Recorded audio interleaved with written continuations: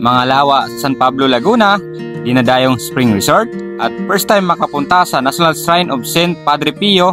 Tara kapirata, samahan niyo ako sa biyaheng ito. Dahil maulan sa madaling araw, umaga na kami nakaalis at maulan pa din. At nasabuyan pa nga kami ng tubig sa may gilid ng islex. Literal na parang isang balde ang binuho sa amin. Saan ba tayo? Dito wala, arap.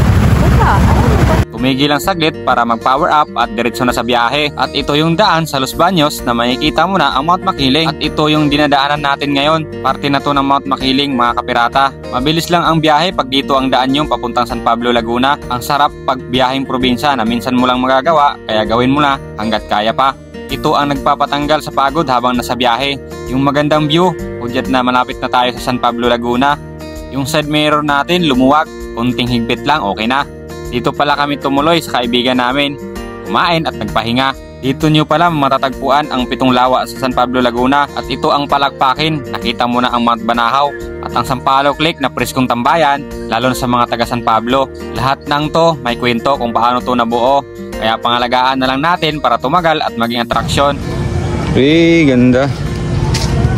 So ito na yung Sampaloc Lake, ito na ba yun? Hey. So kitang-kita yung pinakamismong Banahaw, ayan, Mount Banahaw sa Quezon. So ito na yung pinakamalaking lake sa San Pablo, yung 7 lawa. So ito yung pinakamalaki, ito yung Sampaloc Lake. So meron siya parang biyok dito yo. Tambayan. Sagana din pala sa maraming niyog ang San Pablo. At bukod sa Bato Spring, may isa pa kaming napuntahan na spring resort, ang Banisa Mesinas Farm and Resort. 5 minutes lang papasok galing sa highway. Pag nakita mo tong total San Pablo, kakaliwa na kayo papuntang spring resort.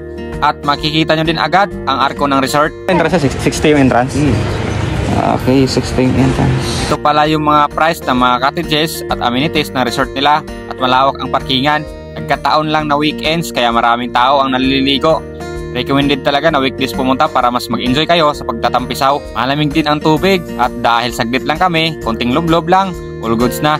Di namin sinayang ang oras, bumili kami ng cake para sa my birthday. Happy birthday! Akala mo sino? Pag may motor ka talaga, kahit saan ka lang napupunta, basta masaya ka sa pagmumotor, kapalit ay alaala na makikita mo na lang pagtanda mo na. At yung gala na may kasamang grind. Ganyan pala yung mga vlogger, no? Dito kami ngayon sa San Pablo, Laguna. Siyempre, pumunta lang ako para batiin si Mundo Calvo ng Happy Father's Day. Pre, Happy Father's Day, pre. Ay, maraming salamat, pre. Advance. Layo naman ng dinayo mo. Galing pa akong Bulacan, pre, para batiin ka lang ngayon. Wala ko ba Malabon? Ay, Caloocan pala. Ay, salamat. At dahil malapit lang ang San Pablo, Laguna sa Santo Tomas, Batangas, bumisita kami sa National Shrine of St. Padre Pio. May parting sira o ginagawang daan dito sa may San Pablo, pero paglagpas mo, ang ganda na ng daan dito papuntang Santo Tomas, Batangas. Pagpasok mo pa lang, sobrang haba na ng traffic. Nagkasabay na may okasyon pala ngayon, walang galawan ang traffic. Kaya dito na kami nagpark kay Gulat. Dito na tayo mag-park, 20 pesos lang yung parking fee. So maglalakad na tayo papunta doon.